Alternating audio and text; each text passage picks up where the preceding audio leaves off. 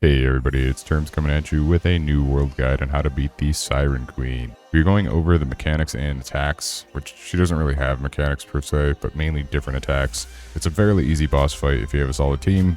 This boss is a final step of the Queen is Dead quest in Reekwater. Currently the quest is semi-glitched. The quest leading up to it has an infinite spawn of enemies that you will have to take care of one by one kind of deal. I managed to do it with a squad, so that's where we are now. We got the quest basically completed, and I'm assuming you're here because you want to beat the Siren Queen. So this boss is repeatable. For level 60 loot lost boxes, you will need a Siren's core, tuning orb core. I will be tanking the boss in this video. The rest of my team is level 60 and mainly melee DPS with a mage. Using a team with more magic would make this go a bit smoother, as her attacks can quickly get you cornered. You'll see that in a minute here. Alright, so let's take a look at the first attack.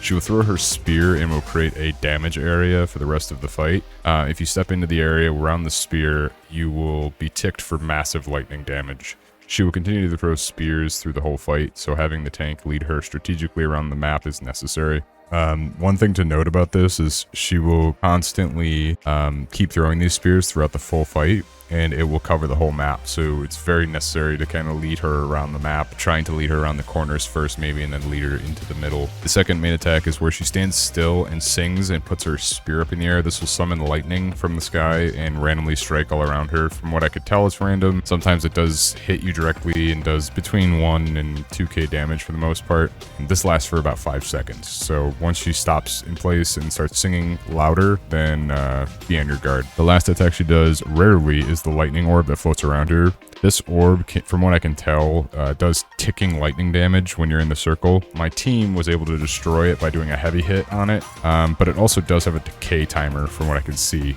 So it definitely disappears after a certain amount of time. It does follow her around the map when you're fighting her, and it kind of circles her. So your team will take damage from that while they're doing melee damage, and that's another reason why more of a mage build for, you know, a portion of the team would be better. These are her 3 main attacks aside her basic melees, which are just spear hits basically. At the end, you will be rewarded with a lost casket, which gives you high gear score rolls. I got a couple, you know, I got a 525 and a 505.